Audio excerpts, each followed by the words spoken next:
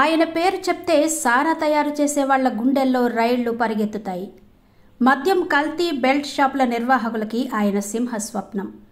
నిజాయితీగా పనిచేస్తూ మంచి పేరు సంపాదించుకున్న ఎక్సైజ్ డీఎస్పీ కేవలం సీఎంకి ఎస్కార్ట్ వెహికల్ ఇవ్వలేదని వింత శిక్ష వేశారు. దాంతో 1.5 కిలోమీటర్ ఆ డీఎస్పీ నడుచుకుంటూ స్టేషన్కి వెళ్లాల్సి వచ్చింది. ఇప్పుడు ఈ వీడియో వైరల్గా మారింది.